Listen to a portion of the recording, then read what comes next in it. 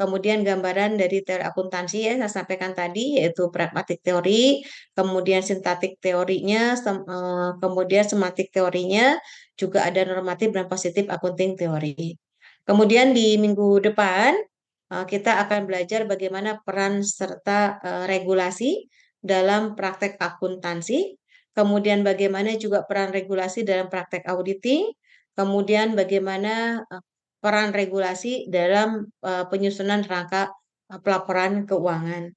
Kemudian juga bagaimana peran dari institusional di dalam penetapan standar akuntansi keuangan.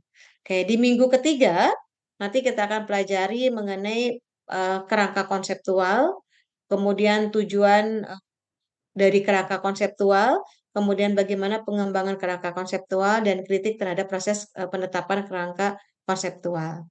Oke, kemudian berikutnya adalah kita akan mempelajari bagaimana pengukuran menjadi hal yang mutlak di dalam penyajian akun-akun di dalam laporan keuangan, ya. Namun di dalam pengukuran ini ada beberapa juga yang akan kita bahas atau kita pelajari berkaitan dengan skala ukur apa saja yang kita gunakan, kemudian kendala-kendala yang kita alami di saat melakukan pengukuran, kemudian tipe pengukuran apa yang kita bisa gunakan untuk mengukur keterjadian ekonomi yang dicatat di dalam kegiatan proses akuntansi kita, kemudian juga isu pengukuran untuk auditor. Nah, berikutnya karena kita sudah mengenal skala-skala pengukuran, secara spesifik, skala-skala pengukuran ini atau jenis-jenis pengukuran ini akan kita pelajari di minggu berikutnya. Kayak bagaimana kok kita mengukur akun-akun kita menggunakan income and capital measurement system. Kemudian bagaimana kita mengukur akun-akun kita jika menggunakan historical accounting cost atau akun-akun yang mana saja yang tepat jika dia harus diukur menggunakan historical accounting cost. Kemudian kita juga akan mengenal mengenai current cost accounting, kemudian financial capital dan versus untuk physical capitalnya, exit price accountingnya, dan isu perspektif mengenai IFRS. Kemudian juga kita akan belajar berikutnya karena ada beberapa jenis pengukuran yang bisa kita pilih untuk mengukur akun-akun kita. Secara spesifik di minggu-minggu berikutnya kita akan belajar terkait dengan materi khusus bagaimana aset, bagaimana nanti mengukur aset, bagaimana tantangan dalam menetapkan standar yang berkaitan dengan aset dan sebagainya. Kemudian diikuti oleh kelompok akun berikutnya yaitu liabilitas dan ekuitas. Kemudian juga diikuti oleh kelompok akun berikutnya yaitu pendapatan dan beban. Nah, pertemuan ke-11 ini nanti kita akan belajar untuk mengenal sedikit mengenai teori-teori yang berkembang dari perkembangan teori sebelumnya yang sudah kita pelajari di hari ini, ya. Oke. Kemudian juga nanti kita akan khusus belajar mengenai riset-riset yang berkaitan dengan capital market. Kemudian juga kita mengenalkan sedikit tentang behavior accounting research atau kita kenal dengan BRIA, behavior research in accounting, gitu ya. Bagaimana riset-riset yang berkaitan dengan perilaku ini juga turut mempengaruhi perkembangan dari teori akuntansi. Kemudian juga yang terakhir, karena isu-isu yang berkembang saat ini juga berkaitan dengan pada akhirnya memberikan sumbangan terhadap perkembangan akuntansi, ya kita juga layak untuk mengangkat isu-isu terkini berkaitan dengan isu-isu akuntansi kita. Khususnya berkaitan dengan sustainability reporting-nya, kemudian sustainability finance-nya, environmental accounting-nya, SDGs, ya kemudian digital financial reporting-nya, earning management, dan lain-lain. Nah, jadi ini adalah isu-isu kontemporer kita. Oke, nah, selama satu semester inilah yang akan kita pelajari. Sekali lagi, dimulai minggu keberapa nanti kita akan mengadakan diskusi secara kelompok. Itu nanti akan saya sampaikan di minggu depan, ya. Jadi karena minggu depan masih bicara tentang regulasi, rasanya ini masih menjadi kewajiban saya untuk menyampaikan eh, hal dasar untuk materi-materi berikutnya. Oke. Baik, kita mulai di pertemuan hari ini berkaitan dengan bagaimana perkembangan dari praktek akuntansi. Jadi saya tidak langsung ke dalam perkembangan teori akuntansi ya, tapi saya menjelaskan terlebih dahulu perkembangan dari praktek akuntansinya. Oke. Nah, mengapa kita beranjak dari praktek akuntansi, tidak dari teori akuntansi ya? Karena eh, pada dasarnya semua teori itu lahir dari keterjadian atau peristiwa yang terjadi atau dialami oleh manusia, ya. Nah, contoh yang sangat terbukti hari ini adalah bagaimana apa namanya tuh Newton gitu ya melahirkan teori gravitasinya. Oke, kan berarti tidak ada satu apa peristiwa atau kegiatan yang tidak memiliki kebermanfaatan jika kegiatan atau peristiwa tersebut tidak kita telusuri lebih jauh, gitu ya. Nah, sehingga sesuatu yang memberikan manfaat karena dia sudah teruji kebermanfaatannya itu yang kadangkala kita sebut dengan teori tadi, gitu ya. Nah, sehingga untuk mengetahui perkembangan teori akuntansi, ya kita harus tahu dulu bagaimana perkembangan dari praktek akuntansinya. Karena praktek akuntansi sangat memberikan sumbangan yang sangat besar, gitu ya, terhadap perkembangan teori akuntansi kita saat ini. Oke, ya. Oke, saya izin tarik dulu. Oke, baik. Ini yang sudah saya sampaikan tadi ya. Jadi yang kita pelajari adalah sejarah dan konstruksi teori akuntansi, penerapan teori akuntansi pada regulasi akuntansinya, rangka konseptual, kemudian teori pengukur dan isi pengukuran, kemudian pengakuan dan pengukuran untuk masing-masing komponen di dalam laporan keuangan atau pengakuan dan pengukuran untuk masing-masing akun di dalam laporan keuangan, kemudian bagaimana teori positif itu mampu mempengaruhi kebijakan akuntansi dan pengungkapan dari pelaporan keuangan. Kemudian kita bicara tentang capital market research-nya, kemudian behavior research and accounting, bagaimana penetapan standar dan isu-isu kontemporer dalam akuntansi dan auditing. Oke, nah ini beberapa buku yang kita gunakan ya. Ya, sekali lagi materi kita hari ini bicara tentang sejarah perkembangan dari praktek akuntansi dan bagaimana lembaga atau kelembagaan yang turut serta mempengaruhi juga perkembangan dari teori akuntansi. Oke. Pertanyaan penting adalah mengapa kita perlu mempelajari sejarah akuntansi? Oke, jelas ya secara logika kalau kita sudah paham tentang sejarah, ya diharapkan gitu ya, bahwa akhirnya kita mampu untuk memahami dan menghargai bagaimana proses pencapaian dari apa namanya keadaan atau sejarah tersebut. Ya, contohnya yang kita ketahui lah ya. Jadi kalau misalnya eh, kita melihat bagaimana sejarah perjuangan dari nenek moyang kita untuk merebut kemerdekaan, ya rasanya pasti kita akan sangat menghargai ya bagaimana kemerdekaan saat ini yang kita sudah yang sudah kita rasakan saat ini.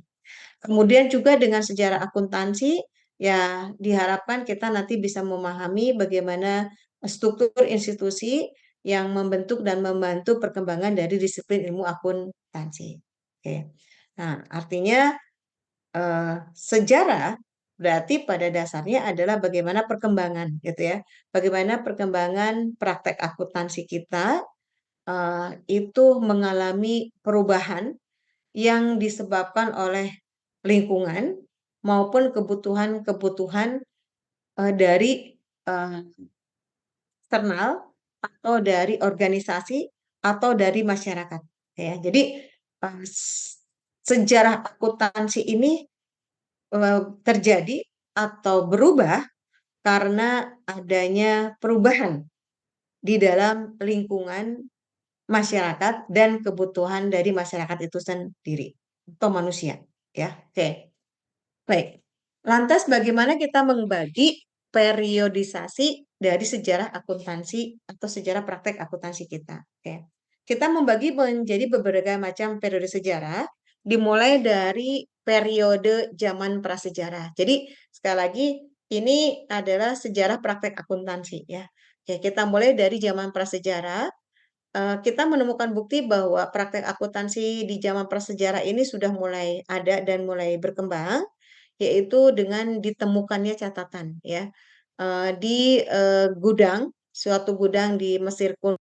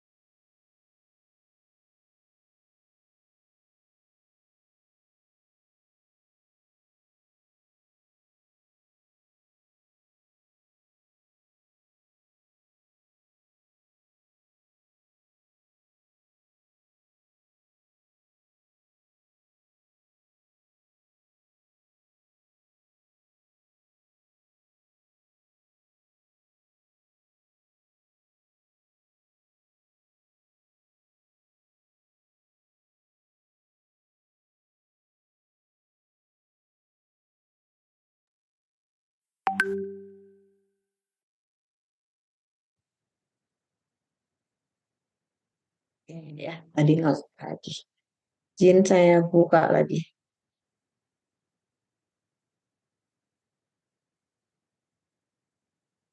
Oke ya. Kemudian berikutnya adalah di zaman Cina.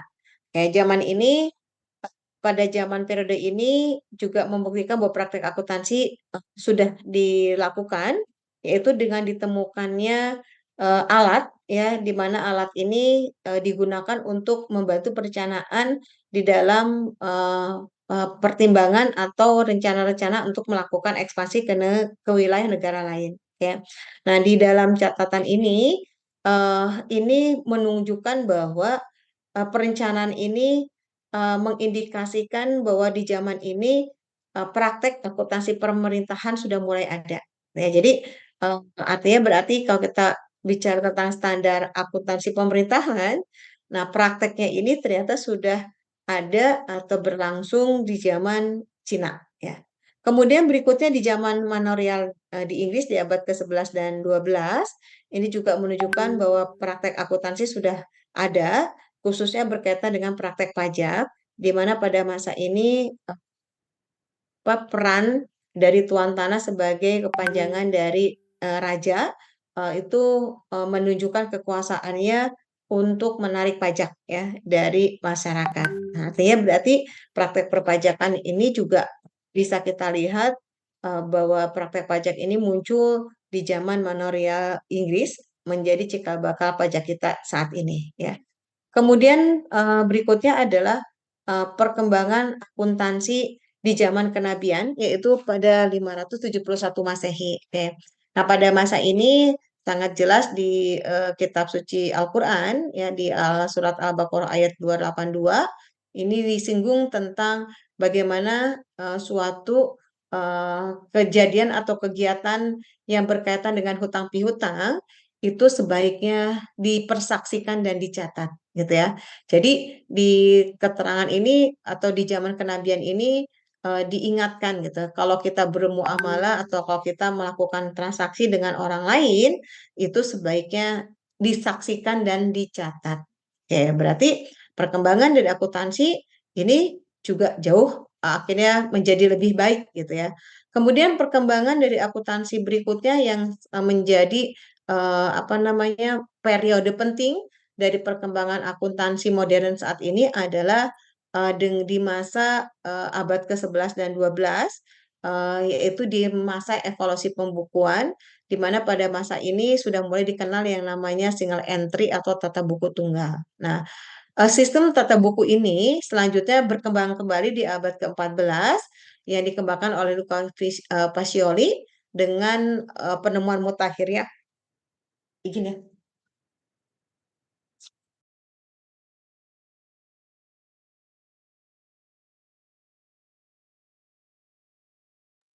Oke, yaitu tata buku berpasangan yang kita kenal dengan apa namanya pasangan debit dan kredit. Nah, pada masa inilah orang seolah menganggap bahwa penemuan akuntansi yang berkaitan dengan pencatatan di sisi kiri dan kanan ini menjadi penemuan yang monumental di masa ini yang dicetuskan oleh Luca Pacioli. Nah, beberapa konsep penting dari tata buku berpasangnya yang dikemukakan oleh Luca Pacioli itu adalah bahwa waktu kita akan melakukan pencatatan, ingat bahwa apa yang kita catat adalah apa yang dimiliki oleh perusahaan. Sehingga di sini harus kita bedakan antara kepemilikan perusahaan dengan kepemilikan pribadi. Kemudian yang dicatat di dalam tata buku berpasangan ini hanya kegiatan atau transaksi yang bisa diukur dengan satuan moneter. Kemudian juga mulai digunakan perkiraan expense, ya, beban dan ekuitas di dalam catatan double entry-nya, gitu ya. Jadi kalau sebelumnya hanya mencatat aset saja dan hutang saja. Oke, nah di Luca Pacioli ini mulai berkembang pencatatan lainnya, yaitu pencatatan mengenai biaya dan pencatatan mengenai ekuitas atau modal. Jadi kalau waktu itu sebelum pengembangan akuntansi modern dari Pacioli, catatan kita biasanya berkaitan dengan hanya aset dan hutang, aset dan hutang, gitu ya, tidak ke biaya dan ekuitas. Oke. Berikutnya adalah perkembangan lainnya, jelas ini memberikan juga pengaruh yang sangat luar biasa, yaitu di masa revolusi industri, baik di Inggris maupun di Amerika. Oke, perkembangan industri ini jelas memunculkan praktek akuntansi yang lebih berkembang lagi, khususnya di praktek akuntansi mengenai cost accounting, ya. Oke. Kemudian juga perkembangan praktek akuntansi lainnya di masa revolusi ini adalah munculnya praktek untuk membebani pendapatan terkait dengan kewajiban pembayaran pajak. Oke ya. Nah, pada tahun 1886 ini juga lah di Amerika praktek akuntansi ini ternyata melahirkan gagasan untuk membentuk suatu kelembagaan yang fungsinya nanti akan memberikan sumbangan ya terhadap peraturan-peraturan regulasi-regulasi di dalam praktek akuntansi, yaitu didirikannya American Association of Public Accountant yang diubah menjadi AIA di tahun 1917. Jadi udah mulai nih ada lembaga atau organisasi profesi ya di masa revolusi Inggris dan Amerika. Ya, kemudian juga karena kita bicara di masa ini sudah mulai ada kelembagaan profesi, di mana kelembagaan ini memberikan sumbangan yang juga cukup besar di dalam praktek akuntansi, khususnya itu penetapan-penetapan standar, kita juga harus paham bahwa ada beberapa tahapan yang dilalui atau yang berkembang yang mempengaruhi perkembangan dari prinsip-prinsip akuntansi, khususnya di Amerika. Jadi ini khususnya di Amerika ya.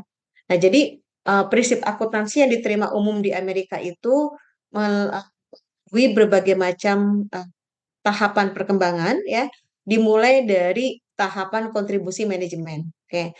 Nah, tahapan kontribusi manajemen ini pada dasarnya adalah bagaimana pengaruh manajemen gitu ya memberikan pengaruh terhadap prinsip-prinsip akuntansi di dalam pengungkapan akuntansi. Oke ya. Nah, mengapa muncul intervensi dari manajemen terhadap praktek dan standar dari akuntansi? Yang pertama, karena manajemen merasa gitu ya, teknik akuntansi atau praktek akuntansi yang berkembang saat itu gitu ya, belum bisa dan tidak didukung oleh kajian-kajian teori yang cukup baik. Kemudian juga manajemen berupaya untuk meminimalisasi pembayaran pajak. Kemudian ada motivasi di dalam manajemen bagaimana mereka mengatur dan mengelola labanya menjadi lebih baik, yaitu dengan melakukan perataan laba atau income smoothing. Kemudian juga apa namanya ada praktek-praktek yang menyebabkan masalah, khususnya berkaitan dengan pengadopsian teknik akuntansi yang mungkin saja berbeda gitu ya. Nah, sehingga kontribusi di tahap ini atau kontribusi di tahap kontribusi manajemen ini jelas ini menunjukkan bahwa penyusunan standar dari praktek akuntansi kita di masa ini lebih banyak gitu ya, mendengarkan atau memperhatikan pertimbangan dari pihak manajemen atau organisasi ya. Nah, pemain utama pada masa ini adalah American Institute of Accountant ya, yang membuat ujian CPA yang seragam saat ini gitu ya.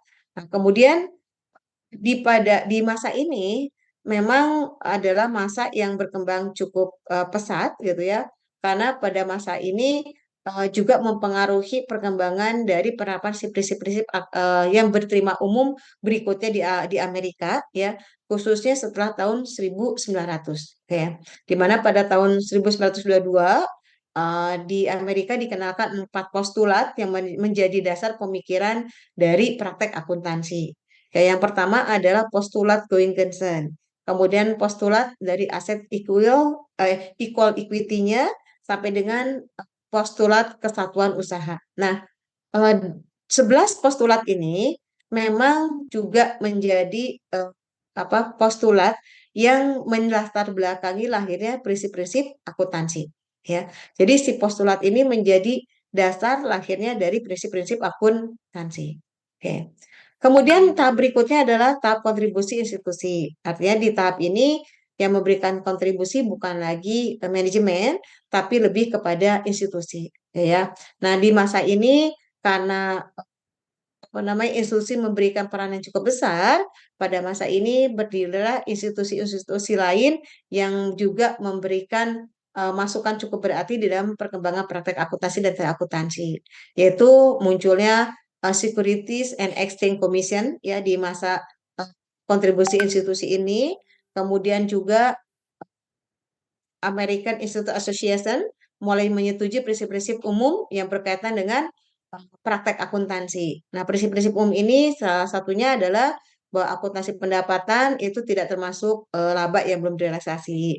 Kemudian ada juga prinsip-prinsip yang dikeluarkan yaitu pengeluaran rutin yang bebankan kepada laba seharusnya tidak dicatat, surplus modal tidak dibebankan dan sebagainya. Jadi ada kontribusi gitu ya dari institusi terkait dengan tahapan-tahapan perkembangan praktek akuntansi kita. Nah, di tahap kontribusi institusi ini sumbangannya adalah beberapa prinsip-prinsip umum di akuntansi itu sudah disetujui sebagai prinsip-prinsip akuntansi yang bisa diterima secara umum. Oke. Kemudian tahap yang berikutnya adalah tahap dari kontribusi profesional. Ini berkembang di periode 59 sampai dengan 73. Nah, di masa ini di Amerika campur tangan dari organisasi profesi dan pemerintah itu memberikan sumbangan yang cukup tinggi ya dalam mengatur praktek akuntansi pemerintah. Ya. Nah, contohnya adalah pada tahun ini mendirikanlah American Principal Board yang bertugas untuk menyusun standar akuntansi. Ya, di mana hasil yang dihasilkan oleh APB di tahun 59 ini berupa statement nomor 1 ya tentang prinsip-prinsip atas laporan keuangan, kemudian juga statement nomor 2 dan sebagainya. Ya. Untuk yang sejarah ini memang kita boleh sepintas ya karena kan sejarah saya terangkan ini adalah sejarah bagaimana perkembangan prinsip akuntansi yang diterima umum di Amerika, bukan di Indonesia ya. Walaupun prinsip-prinsip umum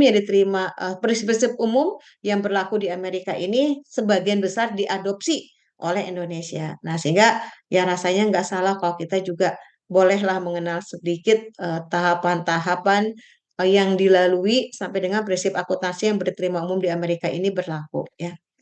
Kemudian berikutnya adalah tahap dari politisasi di tahun 73 sampai dengan hari ini ya. Nah, keterlibatan asosiasi dan manajemen dalam promosi akuntansi saat ini sudah sangat gencar dan luar biasa ya. Banyak sekali standar-standar yang dikeluarkan, aturan-aturan, regulasi yang dikeluarkan oleh lembaga-lembaga profesi, kemudian regulasi pemerintah dan sebagainya di dalam praktek akuntansi modern kita saat ini ya. Ya, misalnya diterbitkannya apa namanya Statement of Financial Accounting Standard ya, kemudian Statement of Financial untuk accounting konsepnya, kemudian ada juga bulletin-bulletin mengenai teknis praktek akuntansi. Nah, ini adalah sumbangan di tahap politisasi dari tahun 73 sampai dengan hari ini ya. Nah, artinya kalau kita merujuk pada sejarah perkembangan praktek akuntansi tadi, ya praktek akuntansi berarti tidak lepas ya, atau perkembangan teori akuntansi tidak lepas dari praktek akuntansi. Praktek akuntansi tidak lepas dari lembaga, institusi gitu ya, atau kelembagaan yang juga turut memberikan sumbangan besar di dalam mengatur praktek akuntansi tersebut. Oke, nah sumbangan dari lembaga atau kelembagaan ini menjadi dasar bagaimana praktek akuntansi pada akhirnya diatur ya, yaitu dalam bentuk penyusunan standar akuntansi ya. Ya khususnya dalam hal ini adalah standar akuntansi keuangan. Oke. Nah, ini overview dari teori akuntansi. Nah, untuk overview teori akuntansi ini ya sama pemahamannya kalau kita bicara tentang teori ya. Jadi apa itu teori sudah kita kenal dulu waktu di metodologi ya. Teori itu kan adalah kumpulan konsep konstruk gitu ya. Kemudian si kumpulan konsep konstruk ini adalah kumpulan yang juga memiliki apa namanya silogisme atau pernyataan yang saling berkaitan gitu ya. Nah, pernyataan saling berkaitan ini kan yang kita sebut dengan set of hypothesis gitu ya. Jadi di dalam teori itu pasti ada konsep, di dalam teori itu pasti ada korelasi atau hubungan antara objek tertentu dengan objek yang lainnya. Nah, hubungan inilah yang kita sebut dengan hipotesis. Oke. Nah, perkembangan dari teori akuntansi kita ini tidak lepas dari 5 teori besar yang menjadi fondasi kuat ya bagi perkembangan teori akuntansi saat ini. Oke ya. Yang pertama adalah pragmatic accounting teori. Oke ya. Jadi pragmatic accounting ya. Nah, pragmatic accounting ini sebetulnya urutannya begini ya. Yang urutan yang enak itu sebetulnya dimulai dari sintaktis dulu. Jadi sintaktis akunting, kemudian semantik akunting, dan berikutnya adalah pragmatik akunting. Jadi yang enak tuh begitu, gitu ya. Nah, saya berarti izin mulainya dari yang apa namanya sintaktik akunting ya di sini. Oke. Nah, sintaktik akunting atau sintaktik teori akunting itu adalah satu teori. Di sini nggak ada ya. Oke. Satu teori yang berfokus pada praktek ya. Jadi berfokus pada praktek atau struktur ya dan aturan-aturan di dalam proses penyajian atau pelaporan keuangan. Jadi teori sintaktis itu adalah teori yang lebih memfokuskan pada struktur dan aturan-aturan di dalam proses pelaporan keuangan. Nah, karena ini berkaitan dengan aturan, berarti di teori sintaktis dia lebih menekankan pada standar. Nah, ya. Jadi kalau kita ingin, artinya kalau kita melihat eh, praktek akuntansi berkaitan dengan aturan-aturan tertentu gitu ya, praktek-praktek tertentu khususnya pajak. Nah, ini berarti di ilmu pajak itu banyak didominasi oleh teori sintaktis gitu ya. Karena teori sintaktis sekali lagi berkaitan dengan atau fokusnya adalah pada struktur dan aturan di dalam pelaporan keuangan. Nah, karena beda berkaitan dengan apa aturan, berarti dia berkaitan dengan standar. Oke, nah karena di sintaktis teori ini berkaitan dengan standar, kita bisa membagi beberapa hal penting di dalam sintaktis teori ini. Oke, yang pertama, sintaktis teori ini jelas berkaitan dengan aturan, ya, yaitu aturan dalam menyusun laporan keuangan. Jadi, hal-hal yang berkaitan dengan aturan-aturan di dalam penyusunan laporan keuangan ini berkaitan dengan teori sintaktis. Oke. Kemudian yang kedua adalah berkaitan dengan konsistensi, berkaitan dengan keteraturan di dalam penyajian laporan keuangan. Karena tadi ya berkaitan dengan aturan dan standar. Pasti fokusnya di teori ini lebih menekankan pada konsistensi, gitu ya. Kemudian juga berkaitan dengan standar akuntansi, ya, yang melahirkan pemikiran-pemikiran logis berikutnya untuk praktek-praktek akuntansi yang lainnya. Ya. Kemudian fokus dari sintaktis accounting teori adalah adanya simbol, gitu ya. Jadi adanya simbol yang digunakan. Jadi adanya simbol yang digunakan yang diatur oleh standar tertentu. Ya, jadi sintaktis itu berarti apa namanya, si standar yang mengatur simbol-simbol gitu ya. Jadi yang mengatur simbol-simbol yang digunakan di dalam penyusunan laporan keuangan.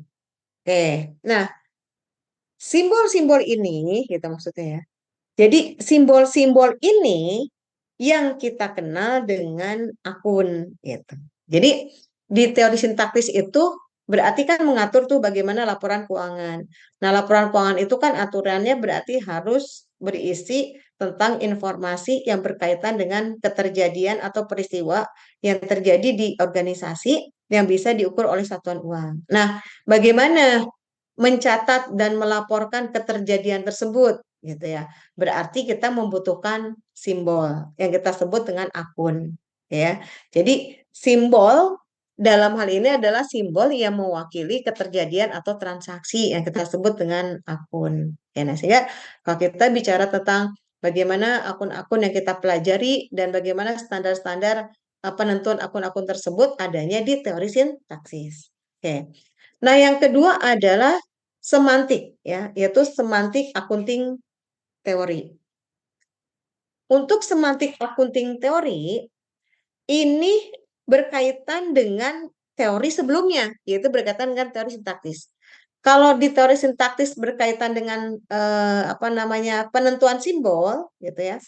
Nah, kalau di teori semantik dia lebih kepada pemaknaan simbolnya, gitu ya. Kalau kalau di sintaktik penentuan simbolnya, pembentukan simbolnya, kalau di semantik lebih kepada pemaknaan simbolnya.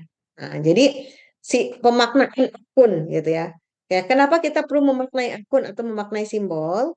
Agar simbol-simbol tersebut bisa difahami. Jadi misalnya gini, kita akan memaknai kejadian membeli dengan menggunakan uang itu akan kita simbolkan dengan kas, misalnya gitu ya. Dan akan kita sumbangkan dengan misalnya sesuatu yang kita beli tersebut. Nah, mengapa kita perlu gitu ya mensimbolkan seperti ini agar makna dari kegiatan tersebut bisa atau mudah difahami oleh pembaca dari apa namanya laporan kita. Sehingga waktu orang membaca kas itu punya makna yang sama tentang kas, maksudnya begitu ya. Saat orang membaca tentang piutang, orang punya makna yang sama tentang piutang ya. Nah, itu adalah teori semantik. Jadi teori semantik berarti lanjutan dari teori sintaktis. Jadi kalau teori sintaksis adalah penyimbolannya, teori semantik adalah memaknai simbolnya. Nah, sehingga fokus di dalam teori semantik ini lebih kepada penyimbolan transaksi atau pemaknaan simbol. Kemudian juga berkaitan dengan apakah simbol yang kita gunakan ini memberikan makna yang cukup tepat atau tidak ya. Kemudian berkaitan dengan bagaimana pengguna laporan keuangan kita nanti harus memiliki penafsiran yang sama ya atas simbol yang kita maknai tersebut. Oke. Nah, berikutnya adalah teori pragmatis. Oke. Nah, teori pragmatis, gitu ya, kita merujuk ke slide kita di depan. Teori pragmatis ini sangat berkaitan dengan dua hal penting.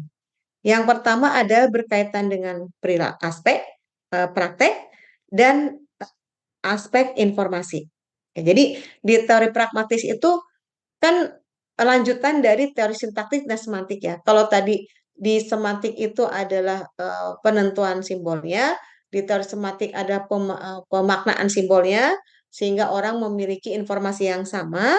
Nah, di teori pragmatis adalah bagaimana kita memaknai aspek praktek dan aspek apa informasinya gitu ya. Jadi ada dua hal penting di dalam teori pragmatis yaitu praktek dan informasi. Gitu. Nah karena bicara tentang informasi dan praktek, berarti kan praktek itu nggak mungkin kalau tidak dilakukan oleh manusia. Nah sehingga di teori pragmatis ini berkaitan akhirnya fokusnya bukan pada praktek dan informasi saja, tapi juga berkaitan dengan bagaimana perilaku gitu ya.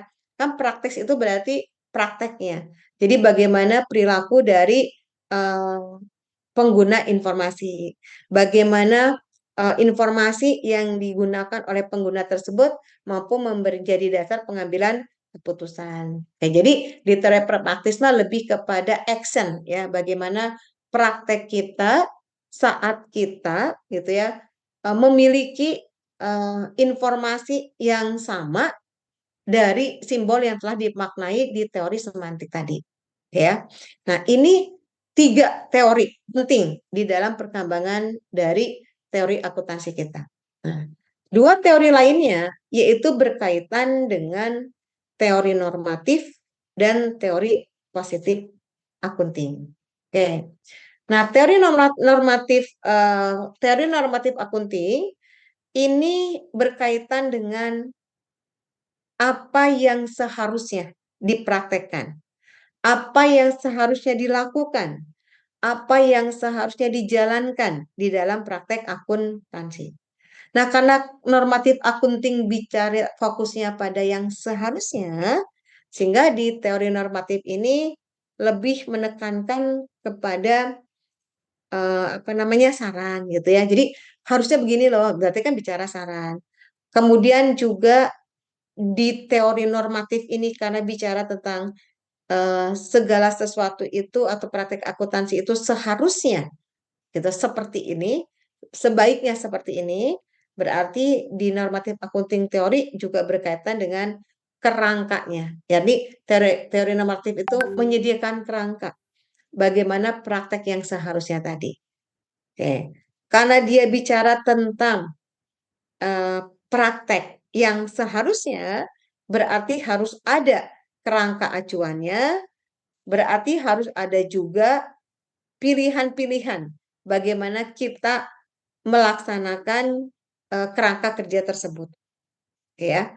Nah, itu adalah normatif. Jadi simpulannya kalau normatif accounting theory itu bicara gini, ya praktek itu atau kegiatan akuntansi itu harusnya begini loh, gitu ya. Jadi harusnya gini. Nah, kalau harusnya gini berarti di situ muncul yang namanya aturan dan standar.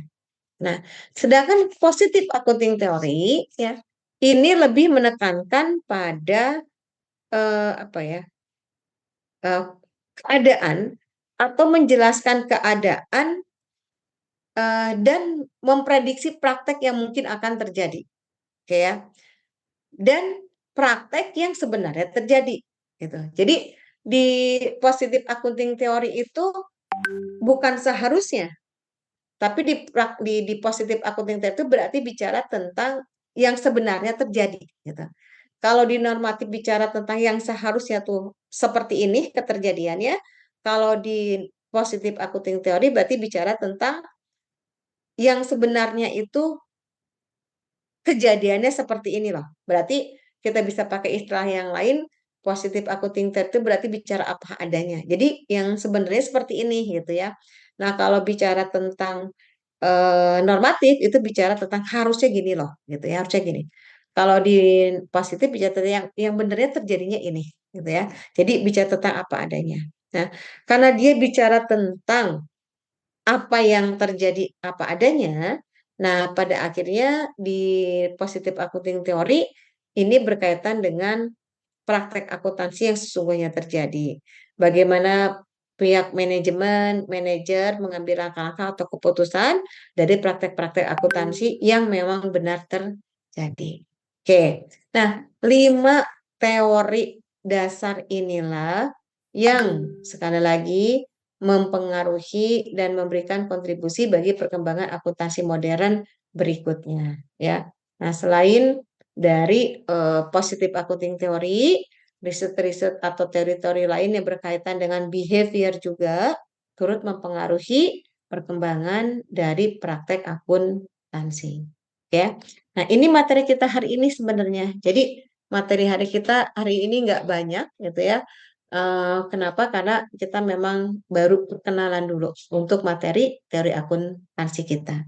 Oke, nah minggu depan baru nanti juga kita akan melanjutkan materi berikutnya. Ya, jadi hari ini mudah-mudahan Anda dapat sedikit ilmu baru tentang bukti di mana praktek akuntansi sudah sudah ada dan sudah dijalankan ya oleh manusia. Jadi bukan sekedar hari ini, juga bukan di masa saat industri mulai berkembang, tapi jauh sebelum industri berkembang, di mana manusia belum mampu memenuhi kebutuhannya dibantu oleh orang lain, ternyata praktek akuntansinya bahkan sudah dijalankan ya jauh sebelum manusia berinteraksi dalam proses bisnis yang sesungguhnya melalui perdagangan ya.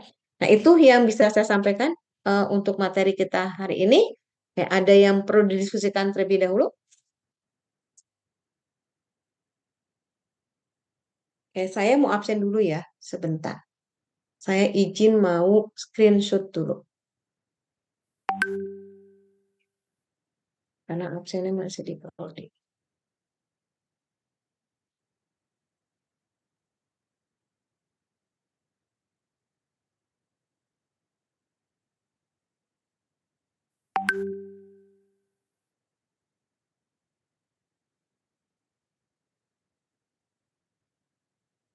Oke.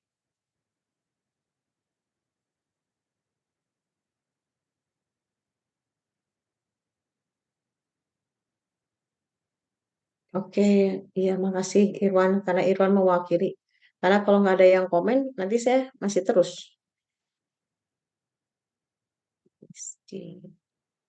Iya, kalian masih ini ya, masih bertahan dengan 30 orang.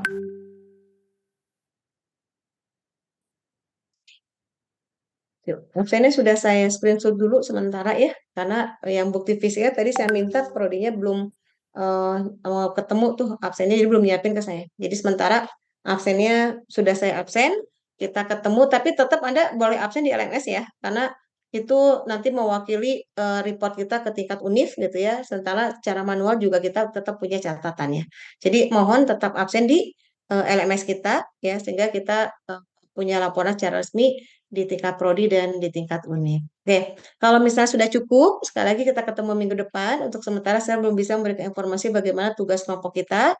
Itu nanti kita bicarakan di minggu ketiga. Ya, oke. Baik, untuk sementara sekali lagi kita selesai sebelum di jam eh, setengah 10 ya. Jadi Anda cukup banyak waktu untuk istirahat terlebih dahulu. Kita ketemu lagi di minggu depan.